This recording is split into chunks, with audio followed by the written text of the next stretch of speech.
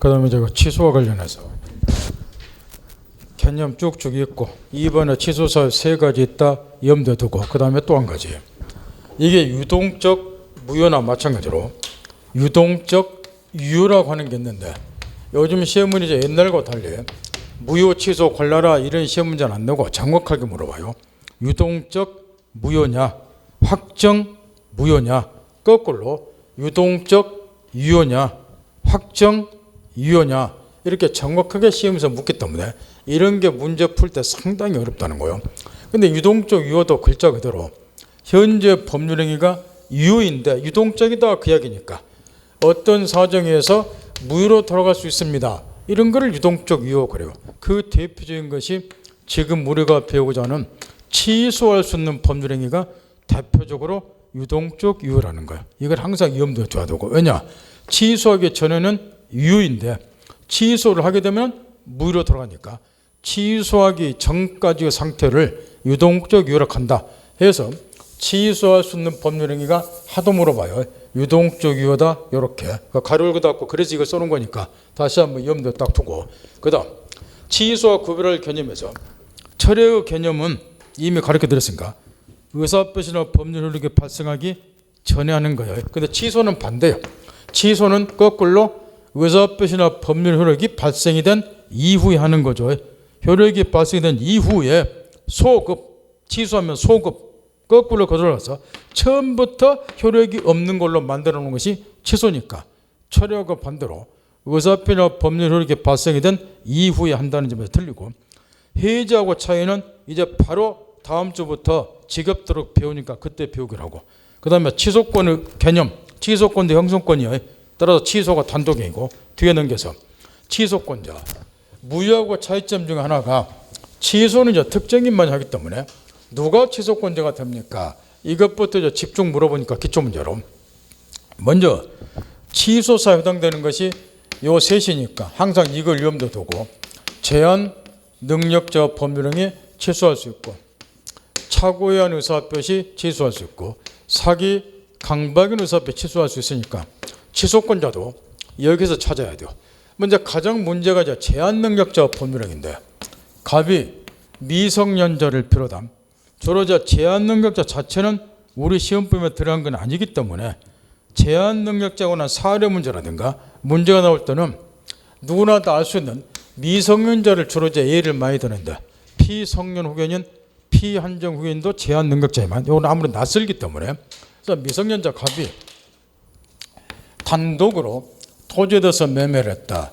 그런 미성년자는 증권자 법정대로 동의 없이는 단독으로 계약처를 못하기 때문에 단독으로 하게 되면 취소할 수 있다 이야기인데 이때 여기 제한 능력자 미성년자 본인도 취소할 수 있는가 제한 능력자 자신도 취소권자에 해당이 돼요.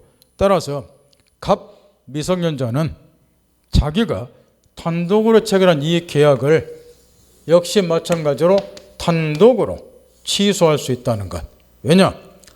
이게 이제 등기 넘어서 소유권 넘었다 하더라도 취소하면 소유권이 찾아오기 때문에 얘가 보호가 돼요. 따라서 굳이 성년자, 능력자가 되기 전이라도 취소할 수 있다는 것. 이걸 항상 염두에 둬야 되고 그 다음에 착오, 사기, 강박은 착오, 사기, 강박에서 의사표시 한자가 취소권자고 상대방은 취소권자 아니고 그 다음 얘네들이 이제 대리인들 여기 제한 능력자 능력 보충기간 법정 대리인 여기서 미성년자 법정 대리인 1차적으로 친권자니까 법정 대리인 친권자가 미성년자인 갑이 단독으로 체결한 계약을 취소할 수 있는가 친권자도 미성년자 본인과 마찬가지로 고유 취소권자에 해당이 돼요. 따라 친권자 법정 대리인도 취소할 수 있고 이때 주의할 것 여기 착오사기 강박의 경우에 이미 대리인하고 차이점을 좀 신경을 써두는 거야.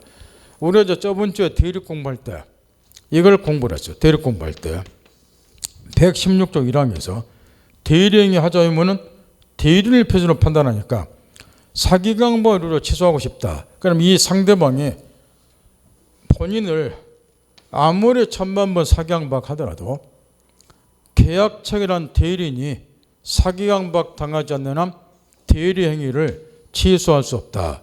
따라서 116조 1항에 의해서 의사결정을 하는 대리인이 상대방으로부터 사경박 당해야지 취소할 수 있다. 이거 공부를 했어요. 그러면 얘가 사경박 당해야지 취소할 수 있는데, 그럼 이때 벌써 취소권은 누가 갖느냐? 모든 권리무는 본인에게. 얘가 취소권자가 되는 거예요. 이렇게.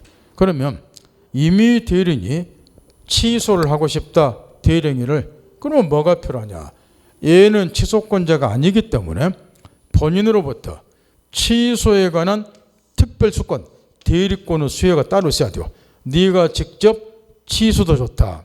취소도 좋다는 대리권의 수혜가 있어야지 이미 대리인을 취소하는데 뭘 구별해야 되냐? 여기 법정 대리인이 취소하는 것은 미성년자를 대리해서 취소하는 거 아니에요. 이자도 고유 취소권자예요. 자기의 독자적인 취소권 행사하는 거예요. 이렇게. 근데 임의 대리인이 취소하는 것은 본인을 대리해서 취소하는 거예요. 얘는 고유 취소권자가 아니기 때문에 이것만 구별을 좀 해두라 말이야. 법정 대리는 고유 취소권자예요. 따라서 법정 대리인이 취소하는 것은 대리하는 거 아니라고 말이야. 근데 임의 대리인이 취소하는 것은 본인을 대리해서 취소하는 거야. 이 말을 꼭 이해를 하고, 그 다음 승계인들.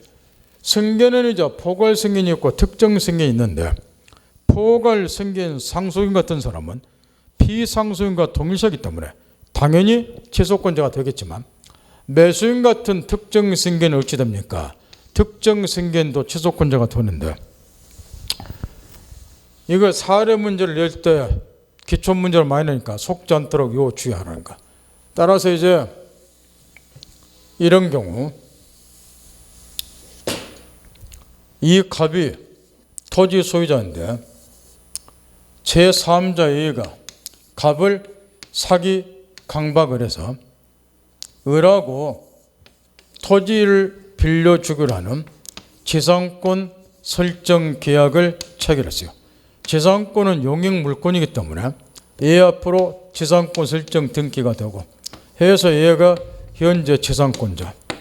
그러면 계약의 당사자는 둘이기 때문에 제3자 사경박 110조 2항에 의해서 이자의 사경박 사실을 상대방이 알았거나 알 수 있을 때 안에서 취소할 수 있고, 따라서 알았거나 알 수 있었다고 딱 전제를 하고, 그러면 얘가 취소권자가 되는데 이때 취소 상대방은 그러면 누가 되느냐? 취소 상대방은 딱 정해졌어요. 이것만 찾으면 돼. 취소권자고 취소 상대방을 묻는 기초 사례를 워낙에 많이 출제하기 때문에 취소 상대방은 취소할 수 있는 법률행위의 상대방이 취소 상대방이니까 이걸 찾으라 말. 취소할 수 있는 법률행위 상대방.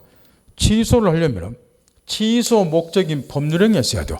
그 상대방에 취소하는 거예요. 따라서 이 경우에 얘가 사기강박을 했지만 얘한테 취소하는 거 아니라고 저번 주도 그렇게 들었어. 계약 체결은 얘하고 했고 이자하고 체결한 재산권 설정 계약을 이자 사기강박을 취소하고 하니까 요게 취소할 수 있는 법률행위. 상대방은 을. 얘한테 취소를 하고 얘한테는 이제 불법행위로 인한 손해배상 청구한다고 저번 주에 가르쳐줬죠. 근데 이 사례에서 사례를 이렇게 내면 누구나 푸니까 하나씩 더 나간다고 말이에요. 이 갑이 토지를 하기 전에 이 경우에 이제 갑이 취소권자인데 갑이 사망했다 치자고 말이에요. 사망. 그 다음 이 병이 이자의 상속인이다. 포괄승계인. 이 사람은 얘하고 동일자이기 때문에 당연히 상속인 포괄승계인이 취소하면 될 것이고 포괄승계인은 취소권자고, 문제는 이제 이거를 이렇게 바꿨을 때 갑이 토지를 제3자 병에게 매각 양도를 해서 얘한테 소유권 넘어갔다. 이 경우도 지상권은 물권으로서 처분 후 자유가 인정이 돼요. 물권법 시험에서 기초로 자주 나오다시피. 따라서 이자 동의 없이 설정자 동의 없이 자유롭게 양도할 수 있어. 그러니까 지상권을 정에게 양도를 했다. 현재 얘가 지상권자 등기 얘한테 이전이 되어 있고, 이 상태에서 누가 누구에게 취소하는가 골라라 이런 걸 시험에 낸다고 말이야. 먼저 취소 상대방은 얘가 아니라 얘라는 거는 금방 고를 것이고 취소할 수 있는 법률 상대방은 애니까 얘하고는 무슨 계약관계가 없으니까 상대방 될 일 없고 얘가 상대방이 되고 얘 딱 고르면 되고 취소권자는 누가 되느냐. 1. 갑은 계약의 당사자로서 취소권자가 되고 그럼 원래대로라면 얘가 당사자니까 재산권 설정 계약을 취소를 해줘야 돼요. 그래야지 얘가 소유자로서 이제 반환받으면 되니까. 물론 얘가 점유한 경우는 얘한테 반환받으면 되겠죠. 이렇게. 근데 문제는 얘가 취소를 아니할 수 있다는 거예요. 그럼 현재 내가 소유자인데 나는 얘로부터 토지를 반환받을 수가 없게 돼요. 이렇게. 그래서 얘가 취소 아니할 수도 있으니까 그에 대비해서 이런 애가 매수인 특정 승계인 얘도 취소권자가 되고 따라서 취소권자 갑 또는 병이 누구한테 취소하느냐. 을에게 취소. 이렇게. 그럴 수 있겠나요? 얘한테 취소. 누가? 둘 중에 한 놈이. 이게 특정 승계인이야. 취소권자. 그 다음 거기 취소 방법과 관련해서 동그라미 2번에 일부 취소. 요게 이제 시험에서 많이 물어보는 건데 일부 취소 관해서 법률행위 내용 일부분의 취소세가 존재하면 일부 취소도 허용이 된다. 그 이제 모델에 있는 판례가 그 판례 색칠한 부분의 첫 번째 건데 법률행위가 가분적이나 일부가 특정될 수 있다면 일부 취소 허용이 된다. 이때 이제 뒤에 넘기면 저번에 차고할 때도 좀 체크를 해놓은 게 하나 있다고 말이야. 동그라미 1번에 90년 7월 10일에서 대법원 판례에서 휴게소 부지 어쩌고저쩌고 한 판례가 하나 나와 있어요. 그 판례가 우리가 차국 공부할 때 47페이지에 나와 있던 판례라고 메모가 되어 있을 건데 이 판례가 우리 시험에 두 가지 점에서 출제가 되니까 뒤에서 배웁시다 하고 47페이지 공부할 때 넘어왔다고 말이에요. 이 판례 내용이 이런 것이고 다음과 같은 두 가지 점에서 이 판례가 우리 시험에서 아주 중요하고 내용이 지금 이런 건데 이 판례 사건이 대구에 있는 두루산공원에서 이제 벌어진 사건인데 대구에 있는 두루산공원에서 이 갑이라는 사람이 이 두루산공원에다가 휴게소를 하나 설치해서 운영을 하고자 했다고 말이에요. 휴게소를 공원에다가 해서 이제 절차가 어찌 됩니까? 시공무원한테 문의를 했다고 말이에요. 시공무원한테. 그랬더니 시공무원이 다음과 같이 알려줬다는 거예요. 당신이 공원에다가 휴게소를 설치해서 운영을 하려면 휴게소 부지 및 건물하고 그 다음에 이 사람이 여기 공원 주위에다가 자기 사유지 개인 땅을 많이 가지고 있었어요. 이게 이제 면적이에요. 이 휴게소 부지 면적보다 16배 면적이나 되는 많은 토지를 이 사람이 소유하고 있었다 말이야. 여기 휴게소 부지 부근에. 근데 공무원이 이렇게 설명을 해줬다는 거야. 여기다 휴게소를 설치해서 당신이 운영을 하려면은 건물, 휴게소 부지, 부지보다 16배 면적이라는 이 토지까지 싸그리 시에 기부천납해야 된다. 이 기부천납은 우리 민법 용어로 번역을 하면 시에 공짜로 주는 거니까 증여해야 된다. 이런 이야기예요. 그러면 몇 년간 이 휴게소에서 휴게소 설치해서 당신이 독점해서 운영할 수 있다. 해서 이 말을 듣고 휴게소 부지 건물 플러스 부지 16배 면적의 토지까지 싸그리 기부천납을 했는데 해놓고 보니까 여기 부지 휴게소 부지 16배 면적에 들은 이 토지는 기부천납할 필요가 없더라는 거예요. 얘가 잘못 설명해 줬다고 말이에요. 왜냐?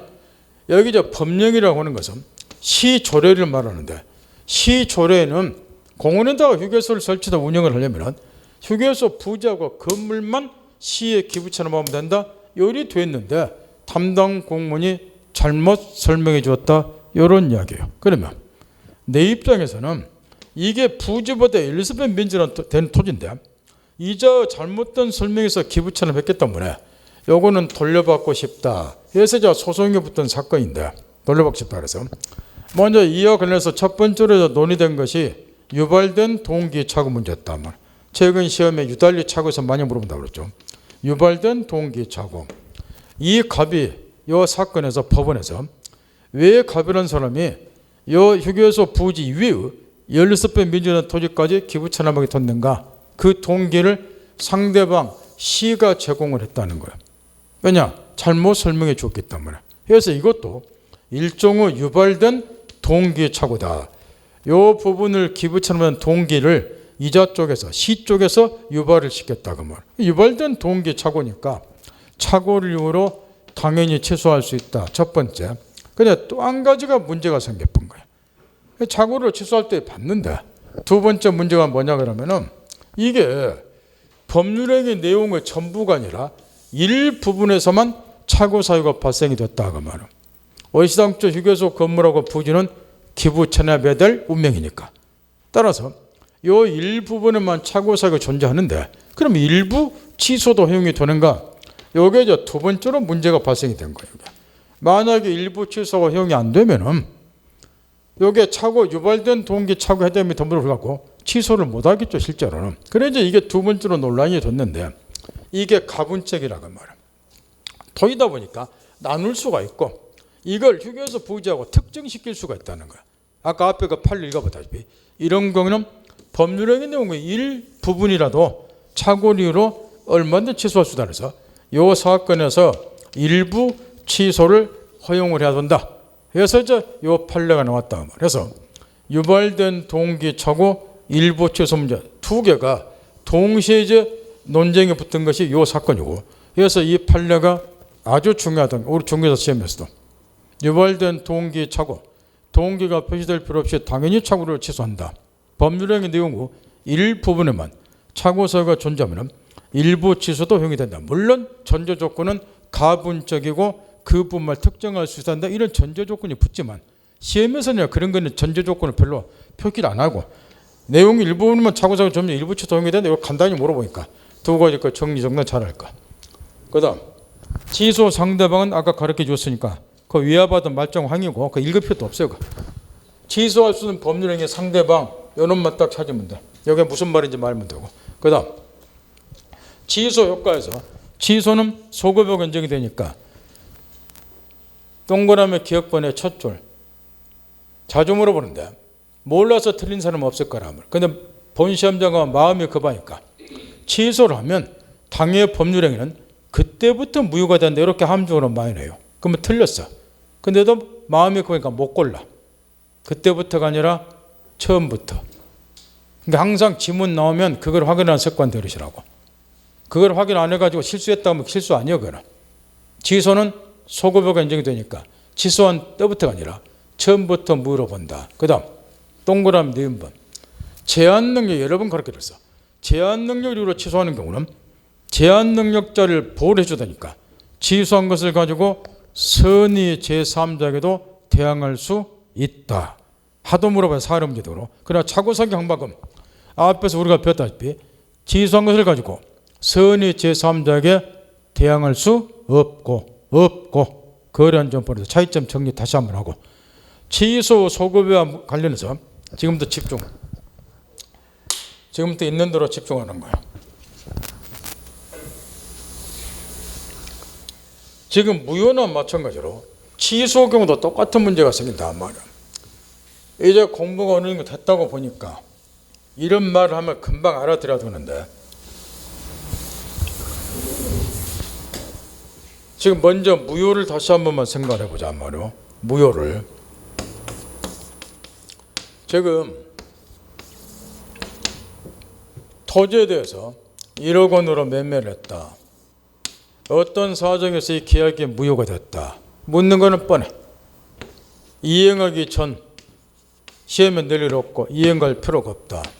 이행한 후 그럼에도 불구하고 토지에 대한 등기 전 1억 원 지급. 근데 원인행위 매매 계약이 무효가 됐다. 그러면 매도인은 1억 원 반환해 줘야 되고 매수는 건물 반환해야 되고 반환해 주는 문제가 생긴다. 이게 흔히 말하는 부당 이득 반환 의무에 해당이 된다. 첫주에 가르쳐준 부당 이득 반환 의무에 해당이 된다. 1억 원을 최대가 된 법률상 원인이 매매인데 여기에 무효가 됐으니까 1억 원을 최대한 법률상 원인이 없어졌다. 그럼에도 불구하고 1억원 보유하게 되면 부당이득 취하니까 돌려줘라. 부당이득 반환 해당이 된다. 이게 기본이야.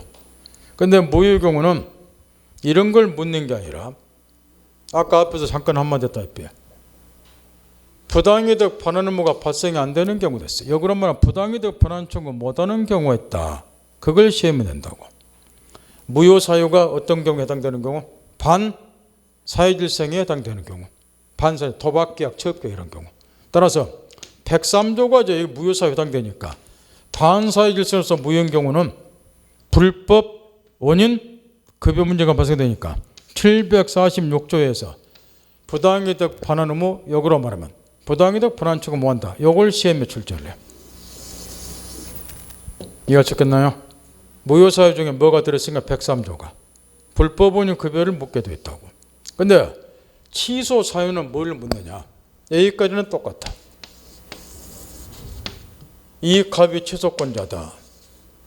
건물에 대해서 1억 원에 매매를 했다. 아직 이행하기 전이다. 이행하기 전에 취소했다. 무효로 돌아갔다. 이행할 필요 없다. 시험에 낼 일 없고. 똑같이 물어봐. 이행한 후 등기 전했다. 1억 원 줬다. 요때 취소했다. 그러면 이 계약이 처음부터 무효로 들어가니까 또 똑같은 문제 생겨. 1억 원 돌려줘라. 부당이득 반환 의무가 생긴다. 여기까지는 똑같아. 그런데 취소 사유 중에 뭐가 들어있느냐? 그걸 물어봐. 제한 능력자가 들어있죠. 취소권자 중에. 그러다 보니까 여기서는 이제 뭘 묻냐? 여기서는 이제 103조 무효 사유가 들어있다면 불법 원인 급여를 묻게 돼 있는데 이런 거 묻는 무시간 애들 없고 요거 물어. 여기서도 맞아 똑같아. 여기까지는. 그 진짜 취소권자 중에 제한 능력자가 들어있단 말이야. 얘가 제한 능력자다 그 말이야. 제한 능력자. 취소권자 중에 제한 능력자가 들어있다. 얘는 언제나 보여주라. 우리 이렇게 공부를 했다 그 말이야. 그러다 보니까 이제 이런 문제가 생긴다는 거야. 일반적으로 취소를 했을 때 부당이득이자 반환 의무가 생기면은 시험하고는 상관없지만 우리 법 748조에 이렇게 규정이 되어 있어요. 이렇게 반환을 해야 된다고. 선의 수익자냐 악의 수익자냐. 여기 선의이다 그 말은 취소 사유가 존재한다는 것을 모르고 있는 자를 말이요. 선의 수익자는 이익이 현존의 한도 내에서 상환하면 되고 악의 수익자는 받은 이익 전부에다가 이자를 붙이고 상대방의 손해가 있으면 손해까지 배상하라. 이게 부당이득 반환물은 기본 원칙이 이렇게. 그런데 취소권자 중에 제한 능력자가 있다는 거야. 그러면 얘가 단독으로 1억 원에 매매해서 이행이 다 끝났어. 이렇게. 얘도 1억 원 받고 이때 이제 나중에 얘 본인이 또는 법정 대리인이 취소를 했어요. 그러면 똑같이 이제 부당이득 반환물로서 주고받는 건 이제 반환주로 못 생기는데 제한 능력자는 아무래도 일처리 능력이나 정신 능력이 뒤떨어지다 보니까 1억 원 받은 것 중에서 한 3천만 원을 도박이나 술 유흥비 등으로 날려버렸단 말이야. 소비를 했단 말이야. 현재 수중에 7천만 원만 가지고 있다 그 말이야. 그러면 이런 제한 능력자가 취소한 경우도 748조가 그대로 적용이 되는가? 이게 문제라고 말이야. 만약에 적용이 돼버리면 경우에 따라서는 얘는 취소를 하게 되면 받은 이익 1억 원 전부를 돌려주는 문제가 생기고 그럼 이미 소유해버린 3천만 원 빚내서 돌려줘야 돼요. 이거 반환을 못하게 되면 취소 못하는 셈이 되고 취소해야지 소유권 찾아와서 보호가 될 건데 취소 못하면 소유권 못 찾으니까 보호가 안 되고 이런 문제가 생긴다고 말이야. 그래서 이런 제한 능력자는 언제나 보호가 돼야 되니까 여기 746조가 적용되면 안 되고 얘는 선의 악에 따질 필요 없이 그냥 현재 수중에 가지고 있는 것만 반환을 해주면 된다 해서 141조에 특칙을 하나 두고 있어요. 제한 능력자가 취소한 경우는 이익이 선이냐 악이냐 따질 필요 없이 이익이 현존하는 한도 내에서만 상환할 책임이 있다. 이런 특칙을 두고 있단 말이에요. 따라 취소 경우는 요걸 시험에 물어봐. 요거를. 왜 이런 걸 물어본지는 알겠죠? 그 전까지는 무효 대신 똑같아. 이행하기 전에 이행할 필요 없다. 이행한 후에는 이행한 걸 돌려주는 문제 생긴다. 부당이득 반환물 생긴다. 원칙은 이런 거다. 근데 무효 사유 중에는 103조가 들었다 보니까 반환 안 해주는 경우도 있다. 그게 불법원인 급여. 이 특징을 묻게 됐고, 취소 경우는 취소권자 중에 제한 능력이 있다 보니까 얘를 보호를 해줘야 된다. 그러니까 또 특칙을 두고 있다 말이야. 얘는 선악불문하고 손에 가지고 있는 것만 돌려줘라. 이런 특칙을 두고 있다. 이걸 시험에서 물어봐. 이 정도는 이제 정리할 수 있겠죠? 그러면 이익이 현존한다는 말이 이제 민법을 읽다 보면 여기저기 튀어나와요.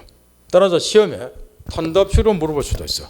다음 중 재산 반환할 때 이익이 현존하는 것만 상환하는 경우를 골라라. 또는 현존 이익만 상환하는 것이 아닌 경우를 골라라. 이렇게 물어본다고 말이야. 따라서 정리 정돈을 좀 해야 되는데, 여기 저 이익이 현존한다는 것은 이런 걸 말하니까, 이것도 이 앞전 1월 달에 가르쳐줄 때 이런 것도 한번 손대고 가르치면 5분 10분이 날아가기 때문에 내 두 번 다시 안 가르쳐 준다고 똑바로 알아들어야 된다고 했는데, 얼굴을 안 봐도 비디오야. 다시 한 번만 가르쳐 드린다 말이야. 옛날에 그냥 이렇게 외워도 맞췄어요. 문제를 막 똥된장 구할마다 외운 거예요. 그냥 이익 현존하면 상환하면 된다. 그럼 시문에 그렇게 나와. 근데 요즘에는 사례 문제들이 나오니까 3년 전에, 벌써 4년 됐군. 4년 전에 사례가 나왔다 다 틀고 나서 또 난리 법석을 피웠다고. 이신청하고 막 생똥을 싸고. 이익이 현존한다는 것은 다른 경우도 마찬가지야. 물권법에서도 이익이 현존한다는 말이 나왔어요. 어디서 나오던가요? 물권법에서. 시험에서 지겹도록 출제를 해. 힌트를 주면 점유권에 나와. 점유자 회복자 관계에서 나오죠? 점유자 회복자 관계 나오잖아. 이처럼 이제 곳곳에 이게 나온다고. 따라서 이익이 현존한다는 것은 이런 걸 말하는 거예요. 이 둘 중에 하나를 말해. 받은 이익이 원형 그대로 존재하고 있거나, 이런 거 먼저 확인해 보면 돼. 원형 그대로 존재하고 있거나, 또는 받은 이익의 가치가 변형되어 있는 상태, 이 변형되어 있는 상태를 통틀어서 이익이 현존해 있다, 줄여서 현존이익 이렇게 이야기한단 말이야. 이 받은 이익의 가치가 변형되어 있다, 원형 그대로 존재한다. 따라서 연습을 한 번만 해보자 말이야. 지금 이 사례에서 갑이 지금 제한 능력자인데 매매대금을 1억 원 받은 상태에서 취소를 했다 그 말할게. 근데 이 제한 능력자가 1억 원을 다음과 같이 소비했을 때 취소를 하면은 얼마를 반해줍니까? 고르시라고 말이야. 1. 노트북 사고, 스마트폰 사고 등등 각종 전자제품 사는데 1,000만 원을 소비했다 치고, 은행에 예금도 한 1,000만 원 했다 치고, 생활비로 한 2,000만 원 썼다 치고, 채무 변제를 위해서 빚지고 있으니까 돈도 갚았다 한 2,000만 원 썼다 치고, 머리도 막지 못한 애가 제한능력자니까 이렇게 쓰느라고 욕봤으니까 머리 식히자. 술, 도박, 기타 유흥비로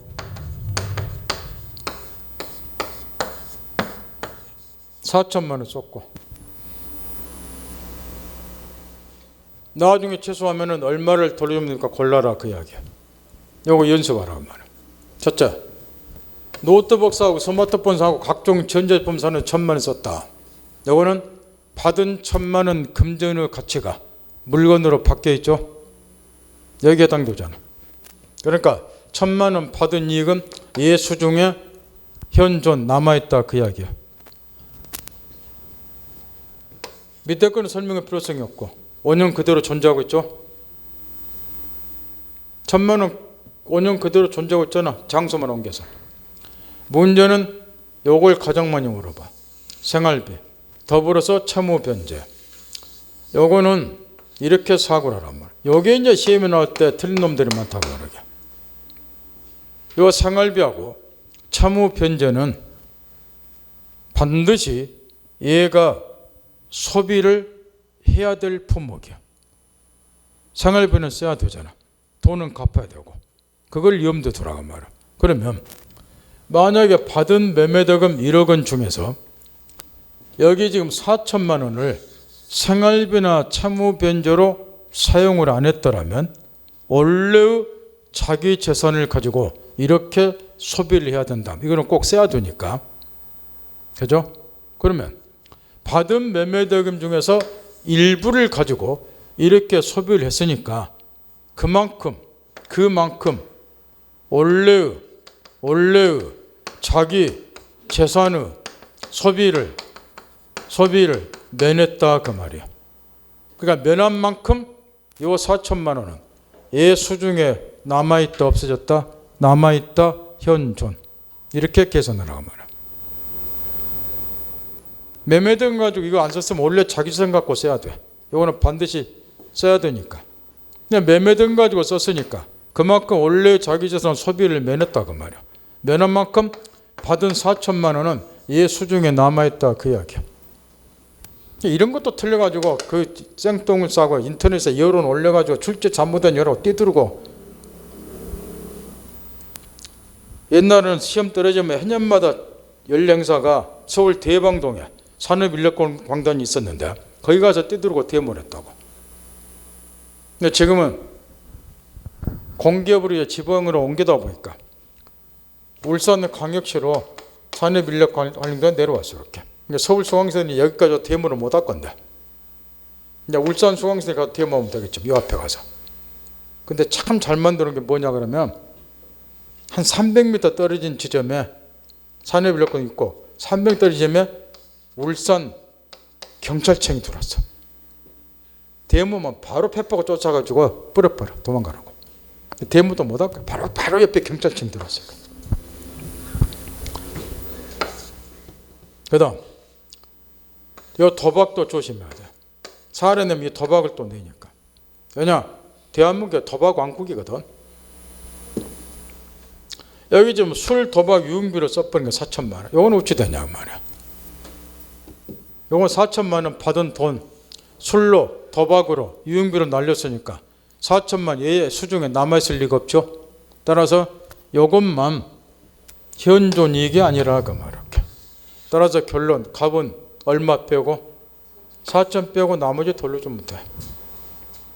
노빠시면 또 한마디만 더 하면 우리 50대 60대 아저씨들 사람 한정하게 만들 뻔한 우리 아저씨들 공부는 한 택도 안 하고 넉넉 앉았다가 이것만 하니까 눈이 번뜩 떠고 쳐다보고 앉았네 이렇게. 그러다가 갑자기 뚝배기 끼는 소리 해갖고 사람 또 띵하게 만들어. 갑자기 또 이해를 물어.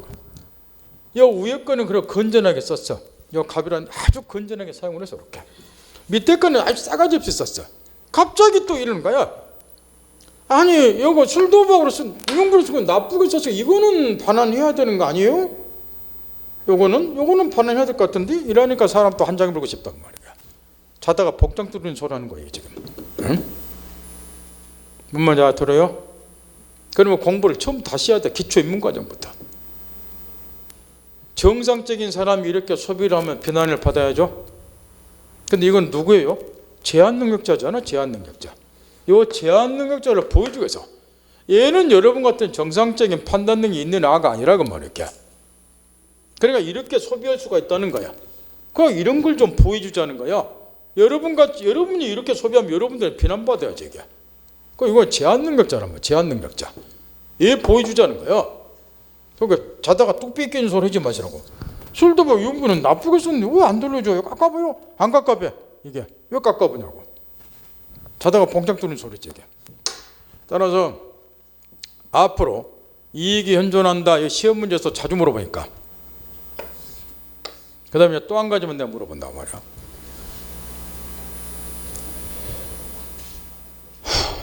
이제 이렇게 내면 또 여러분 이제 내 구조가 이걸 또 외야. 야, 그러다가 시험에 이제 이렇게 또 낸다고 말이야. 여기까지 다 이해했다 치고, 아까 점유자 회복자 관계를 잠깐 이야기했죠. 사례 문제로 이렇게 냈다고 말이야. 이 건물에 대해서 원래 소유자가 갑인데 요 을이라나가 정당한 권한 없이 예컨대 매매를 했는데 이 계약이 무효로 돌아갔다 치자고 말이야.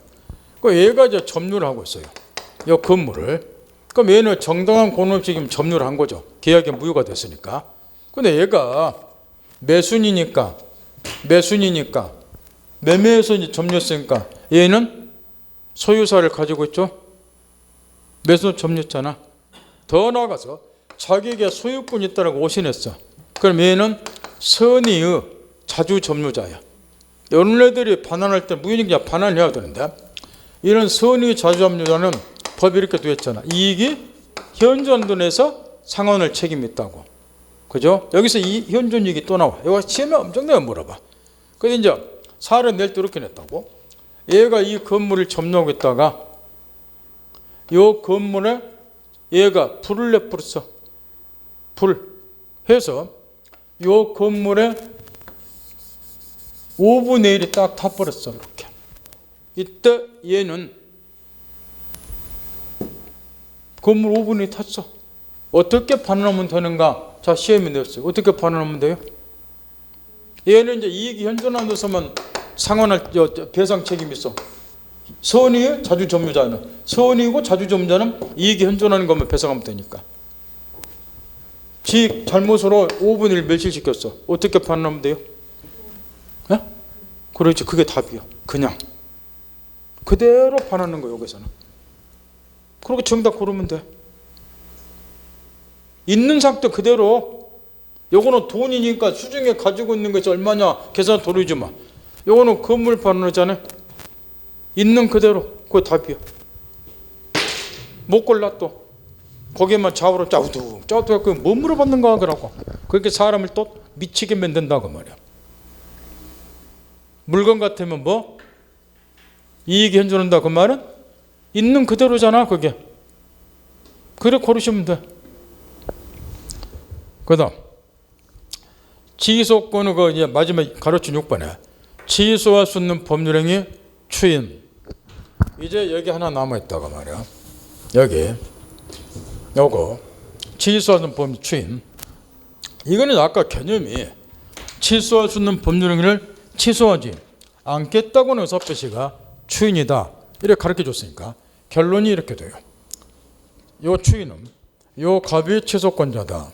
이것도 직업도록 출제하니까 토지에 대해서 을하고 매매를 했다. 얘가 이제 취소권자라고 매도인이 취소권을 가져가 하고 얘가 추인을 하게 되면은 다시는 취소하지 않겠다고는 의사표시 여기서는 추인이고 그냥 줄여서 말하면 취소권을 포기했다 이 얘기니까 아까 얘기한 것처럼 취소하기 전 상태에서는 요 계약이 유동적 유효에 해당이 돼요. 그러다가 얘가 추인을 하게 되면은 다시는 취소 못 하겠죠. 따라서 유동적 유효였던 것이 뭐로 바뀌느냐? 추인을 하게 되면 확정 유효로 바뀐다. 결론이 이렇게 돼요. 따라서 다시 얘기해 보세요. 지금 이 시점에서 을의 사기 강박에서 토지 매매를 했다. 취소 사유에 해당이 되겠죠. 그다음 추인은 이때 할 거라 그 말할게. 그럼 이거는 추인이 있을 때까지 계약 자체가 무효가 아니라 유효라는 거야. 대신 이제 취소하면 무효로 돌아가니까 이거는 확정 유효가 아니라 유동적 유효인데 이 대목에서 추인을 하게 되면 다시는 취소 못하니까 요거는 이제 뭐로 돌아가는 거예요? 확정 유효로 돌아가. 따라서 주의할 거. 여기에 추인을 하게 되면 어떤 행위에 있고 난 후에 하기 때문에 소급여가 인정이 되냐 안 되냐 이 문제가 기초로 아주 중요하다고 이야기했는데 취소할 수 있는 법률행위 추인의 경우는 소급여 문제가 발생되지 않는다. 이게 특징이라는 거야. 왜냐? 소급여는 여기서 이걸 말하는 거야. 위에 두 개처럼 이 추인이 있기 전까지 계약이 일단 이렇게 무효였는데 추인한 때부터 유효로 바뀌냐 소급 거꾸로 걸어 올라가서 처음부터 유효로 바뀌냐? 요걸 따지는 것이 여기서는 소급의 문제인데, 취소할 수 있는 법률 추인은 추인하기 전까지도 계약 자체가 유효잖아. 따라 추인했을 때 추인한 때부터 이게 유효로 됩니까? 소급 거꾸로 가서 올라가서 처음부터 유효로 바뀝니까? 이런 문제는 생길 수가 없잖아요. 유동적 유효를 뭐로만 바꿔주니까? 확정 유효로 바꿔줄까? 특징 캐치 잘하고. 이거는 소급의 문제가 발생이 안 돼. 유효했으니까. 유동적 유효를 확정 유효로 바꿔주는 거예요. 그 다음에 시험과 관련해서도 아까 무효인법률 추인에서는 이 핵심 요건이 무효인이 소멸한 후에 추인할 건 이걸 집중 출제해요. 근데 취소할 수 있는 법률 추인도 마찬가지야. 핵심 요건이 이거라고 말이요. 취소 원인이 소멸한 후에 동일한 이유에서 취소 원인이 소멸한 후에 추인할 것. 이걸 집중 출제를 한다는. 그러면 왜 이 경우는 이게 필요하냐? 여기 다시 칠판을 보자 말이요. 이거를 알면서 틀리고 모르면서 틀리고 틀린 사람 부지기수니까 알면서도 많이 틀린다는 거. 마음이 급하니까 지문을 잘못 읽어서 이 값을 제한 능력자라고 가정을 한번 해보자 말이요. 제한 능력자. 그럼 이를 제한 능력자도 능력자가 되기 전 미성년자 같으면 성년자가 되기 전 능력자가 되기 전에도 단독으로 취소할 수 있다. 맞죠? 제한 능력자도 취소권자니까. 미성년자 같으면 미성년자 상태에서 성년자가 되기 전에 취소할 수 있다고 말할게. 이 제한 능력자의 법정 대리인도 당연히 취소할 수 있고. 3. 그러면 제한 능력자가 되기 전에 추인할 수 있는가? 이거 생각해 보라. 추인할 수 있는가? 취소는 당연히 할 수 있어요. 왜 그러느냐? 아까 얘기한 것처럼 토지 매매권 등기 넘어갔다 치자가 말이야. 그런데 이 미성년자 같은 제한 능력자가 지금 상태에서 능력자가 되기 전에 취소했다 치자가 말이야. 그러면 소유권 찾아오니까 보호가 돼요. 따라서 굳이 능력자가 된 이후에 취소할 필요가 없다는 거야. 그런데 추인은 취소하지 않겠다고는 의사표시를 말이야. 그러면 제한 능력자가 되기 전에 추인할 수 있다고 가정해보자. 결론이 정반대가 돼버려. 추인하면 다시는 취소를 못하게 돼요. 그러면 영원히 소유권이 을에게 넘어가 버려. 그러면 얘는 정상적인 판단 능력이 회복되기도 전인데 이 상태에서 추인까지 해버리면 전혀 보호가 안 된다 그 말이야. 따라서 추인하려면 최소한도로 전제 조건 제한 능력자는 능력자가 된 후에나 추인하도록 해야 되지 않냐 그 말이야. 예컨대 차고 사기 강박 같으면 그 상태에서 벗어난 후에나 추인하도록 해야 된다 그 말이야. 지금 현재 얘가 강박, 공갈, 협박을 당하고 있어. 이 상태에서 추인해버리면 안 된다 그 말이야. 추인은 다시는 취소 못하는 소니까. 강박 상태에서 벗어난 후에 자유로운 상태에서 추인하도록 해야 되지 않냐 그 말이야. 그래서 이제 필요한 게 뭐냐? 제한 능력자는 능력자가 되기 전에는 추인 못한다 그 말이야. 뭐야 되느냐? 능력자가 된 후에 추인이 허용이 된다는 거야. 그러면 여기에서 왜 제한 능력자 법률행위는 취소하는가? 이유가 뭐냐? 취소 원인이 제한 능력자이기 때문에. 그러면 제한 능력자가 능력자가 됐다. 그 말은 취소 원인이 소멸이 됐다 그 이야기죠. 그 이게 필요한 거예요. 따라서 제한 능력자는 능력자가 된 후에나 추인할 수 있는 거지. 능력자가 되기 전에는 추인 못하니까. 이걸 이제 학교를 들은 사람이 모를 일은 없어요. 근데 지문 잘 보라고 말이야. 취소 물어본 건지 추인 물어본 건지. 마음이 급하니까. 분명히 지문은 취소를 물어봤어. 그러면 능력자가 되기 전에 취소할 수 있다? 맞는 걸로 골라야 돼. 그래서 순간에 이걸 추인으로 글자를 잘못 읽어본다고 말이야. 이것도 마찬가지고. 추인은 능력자가 된 후에 추인해야 된다는 거. 그 다음 법정들은 이제 문제인데, 그러면 여기 제한 능력자는 항상 제한 능력자 제일 많이 물어보니까 능력자가 된 후에나 추인할 수 있다 그 말이에요. 취소하고 반대로. 그러면 또 법정 대리인이 있을 건데 이 법정 대리인도 제한 능력자가 된 후에 추인할 수 있는가? 이걸 또 집중 출제를 한다고 말이야. 제한 능력자가 된 후에나 법정 대리인도 추인하는가? 아니다 그 말이야. 그거하고 상관없이 법정 대리는 당연히 추인이 가능해요. 하나만 또 물어본단 말이야. 제한 능력자가 되면 법정 대리인이 계속 필요하나요? 그렇지. 그거밖에 없죠. 법정 대리인 필요 없잖아 이제. 그렇잖아. 그러니까 법정 대리인의 경우는 제한 능력자인 상태에서 추인할 수 있다 그 말이야. 단 제한 능력자 본인은 추인을 못하지만 능력자가 되기 전에는. 따라서 책에서 요걸 하도 물어본다는 거야. 지금 뒷페이지 넘겨서 122페이지 보면 동그라미 제로의 니은번이 핵심이고 추인은 최소한이 소멸한 후에 한다. 그런데 거기 마지막 구절 보세요. 그러나 144조 2항 법정 대리인 또는 후견인은 그 후견인 자 피한정 후견인을 말하는데 피한정 후견인은 후견인을 말하는데 그건 신경 안 써도 되고 언제라도 추인을 할 수 있다. 그거 조심하라 말이야. 그걸 하겠나요? 그러니까 이거 갖고 놓으셔야 돼. 취소도 많이 물어보고 추인도 많이 물어봐. 특히 제한 능력자 물어볼 때 속기가 쉬워. 이거를. 그러니까 이걸 구별 잘해서 몰라서 학교 건드렸으면 몰라서 틀린 일 없겠지만 공부 좀만 하면은. 그래서 지문 잘못 틀린 사람이 엄청 많다는 거예요. 그 다음에 거기 추인의 효과에서 추인이 있으면 다시는 취소할 수 없다. 결론 확인했죠? 그 다음 다시 아까 부어놓던 거 하나를 살펴보자 말이야. 몇 페이지로 돌리냐 그러면 아까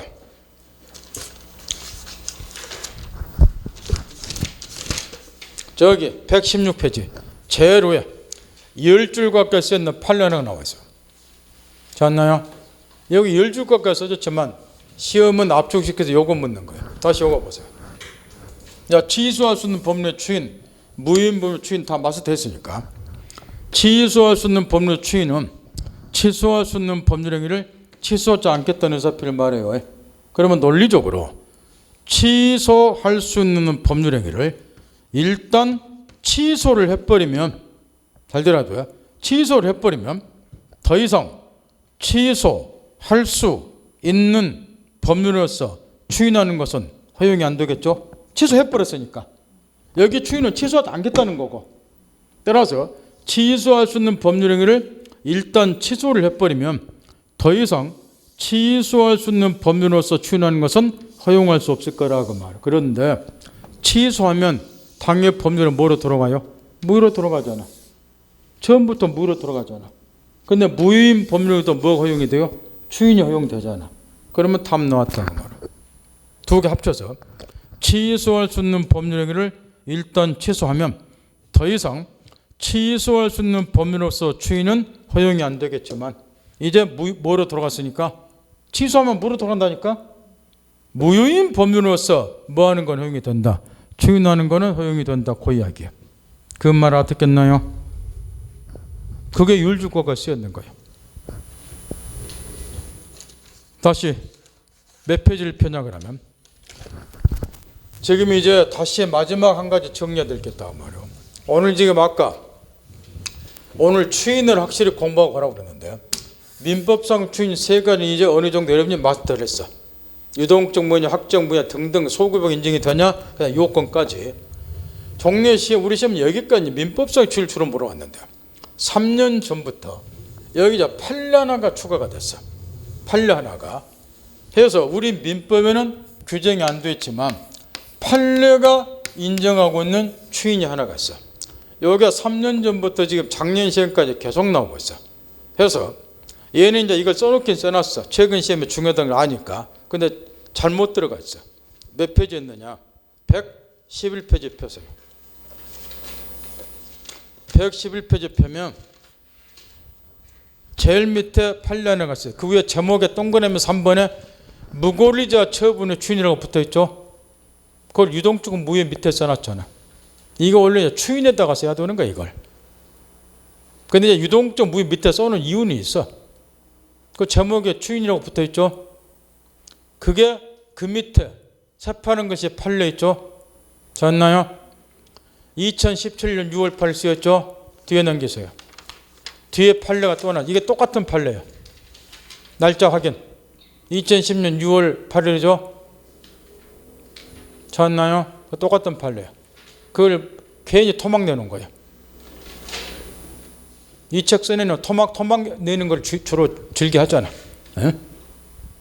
똑같은 판례 연결지어도 그 앞에서부터 뒤에까지. 확인했죠? 요 판례를 말해. 요게 이제 요걸 말한다고.